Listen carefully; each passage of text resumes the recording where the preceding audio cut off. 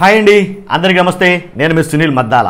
ఏంటంటే కూటమి ప్రభుత్వం ఏదైతే ఉందో చంద్రబాబు నాయుడు గారు, పవన్ కళ్యాణ్ గారు ఒక శుభవార్త చెప్పారండి ఆంధ్రప్రదేశ్ ప్రజలకి. నిజంగా శుభవార్త చెప్పారా, అది అశుభవార్త?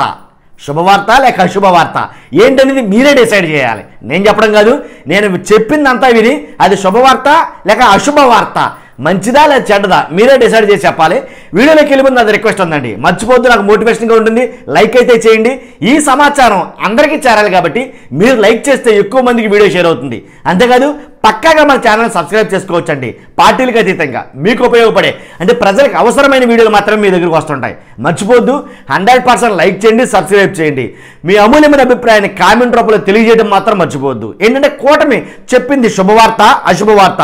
ఎందుకంటే కూటమి ప్రభుత్వం ఏదైతే జగన్మోహన్ రెడ్డి గారు అప్రాతిహతంగా 30 లక్షల దాకా ఇల్లు ఇచ్చారో, ఇల్లు పట్టాలు ఇచ్చారో, వాటన్నిటినీ అలా ఉంచి కూటమి ప్రభుత్వం మరొక వార్త చెప్పింది. ఏంటంటే కనుక 2024-25 నుంచి అమలు చేయనున్న ప్రధానమంత్రి ఆవాస్ యోజన పట్టణ ఏదంటే 2.2 అన్నట్టుగా పథకానికి కొత్త మార్గదర్శకాలు సవరించింది. ఏంటి ఆ మార్గదర్శకాలు అని అంటే కనుక కేంద్ర ప్రభుత్వం ఇక నుంచి 2,50,000 రూపాయలు వాటా ఇంతే కనుక రాష్ట్ర ప్రభుత్వం 1,50,000 కలిపి ఇంటి నిర్మాణానికి 4 లక్షల రూపాయల దాకా ఇవ్వనుందండి.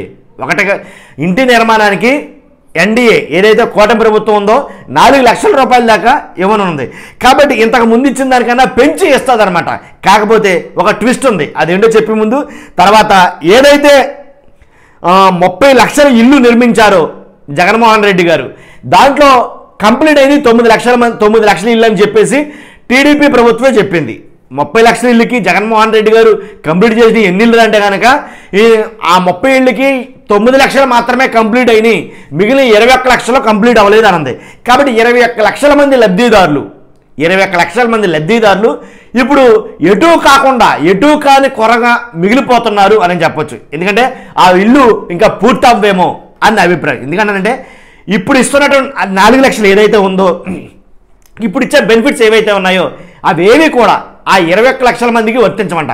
కొత్తగా మేము చేపట్టే లబ్ధిదారులకు మాత్రమే, కొత్తగా మేము ఎంపిక చేసే లబ్ధిదారులకు మాత్రమే ఏ అయితే మేము ఇస్తున్నామో అవన్నీ కూడా వాటన్నిటి కూడా ఎలిజిబుల్ అని చెప్పేసి కూటమి ప్రభుత్వం చెప్తుంది. కాబట్టి 4 లక్షలు ఇవ్వాలన్నా, కొత్తగా ఇళ్ల స్థలాలు ఇవ్వాలన్నా, కొత్తగా ఇల్లు నిర్మాణానికి కావాలన్నా, ఏం జరిగినా సరే, ఎలాంటి ఫెసిలిటీస్ కల్పించాలన్నా సరే కొత్తగా మేము ఎంపిక చేసిన లబ్ధిదారులకు మాత్రమే ఇస్తాము అని కరాఖండిగా చెప్పేశారు. కాబట్టి పాత లబ్ధిదారులు అంటే ఒకరిద్దరు కాదండి, 21 లక్షల మంది, అంటే ఏదైతే 30 లక్షల నుంచి 9 లక్షల మంది పూర్తయ్యారు అని టీడీపీ గవర్నమెంట్ చెప్పిందో, మిగిలిన 21 లక్షల మంది ఇల్లు కట్టుకునే వాళ్ళ పరిస్థితి ఏంటంటే కనుక అగమ్య గోచరమే. నిజమండి. ఎందుకంటే ఆ 21 లక్షల మందికి ఏమి ఇవ్వరండి. ఇంకా ఆ 20 లక్షల మంది మరి వారి పరిస్థితి అంటే అర్థం కాని పరిస్థితి. కాబట్టి ఇప్పుడు కొత్తగా ఎంపిక చేసే వాళ్ళకి మాత్రమే అన్ని వసతులు, అన్ని ఫెసిలిటీస్, అలాగే వాళ్ళకి సంబంధించిన డబ్బులు కానీ అన్నీ జమ చేయడం జరుగుతుందని కూటమి ప్రభుత్వం చెప్పింది. ఎందుకనంటే కనుక వాళ్ళు ఆల్రెడీ లబ్ధిదారులు వాళ్ళు తీసేసుకున్నారు, వాళ్ళ కర్మకి వాళ్ళే బాధ్యులు అన్నట్టుగా చెప్పుకొచ్చారు. కాకపోతే ఇంకోటి ఏంటంటే కనుక కూటమి ప్రభుత్వం చెప్పే ఇంకో మాట ఏంటంటే కనుక ఏదైతే పల్లెటూరులో ఉందో, పల్లెటూరులో అయితే కనుక 3 సెంట్లు స్థలం ఇస్తారట.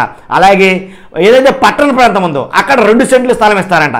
అసలు సెంటున్నర ఇవ్వడానికే మన మామూలుగా కొన్ని 100 కోట్లు, లక్షల కోట్ల రూపాయలు ఖర్చు అయింది. మరి అలాంటిది పల్లెటూరులో 2 సెంట్లు, పల్లెటూరులో 3 సెంట్లు, పట్టణంలో 2 సెంట్లు అంటే కనుక ఎన్ని లక్షల కోట్లు అదనపు భారం పడుతుంది. ఇంకా ఇవ్వాల్సిన వాళ్ళు ఎంతమంది ఉన్నారు? ఇంకా మిగిలిన వాళ్ళకి మేము లబ్ధి చేకూరుస్తామన్నారు కదా. ఈ 21 లక్షల మందికి లబ్ధి చేకూర్చకుండా మిగిలిన వాళ్ళకి ఎవరికో లబ్ధి చేకూర్చడానంటాం ఎంతవరకు సమంజసం? మరి వాళ్ళ పరిస్థితి ఏంటి? ఇవన్నీ కూడా చాలా ప్రశ్నలు ఉన్నాయండి.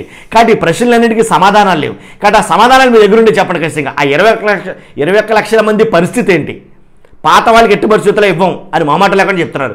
కొత్తగా ఎంపిక చేసే, అంటే మేము ఎంపిక చేసే లబ్ధిదారులకు మాత్రమే అని మామాట లేకుండా నోటీస్ చేసి మరీ చెప్తున్నారు. కాబట్టి ఇలాగ పథకాల విషయంలో కూడా ఎలాంటి పరిస్థితులు ఏర్పడితే ఏంటి పరిస్థితి?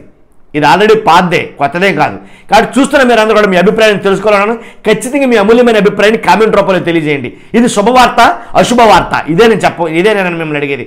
కాబట్టి లైక్ చేయండి. ఫస్ట్ లైక్ చేస్తే చాలా మందికి వీడియో షేర్ అవుతుందండి. అలాగే మర్చిపోద్దు, మీ అమూల్యమైన అభిప్రాయాన్ని కామెంట్ రూపంలో తెలియజేయండి. కొత్త వాళ్ళ దగ్గర పక్కాగా సబ్స్క్రైబ్ చేసుకోండి. Thank you very much.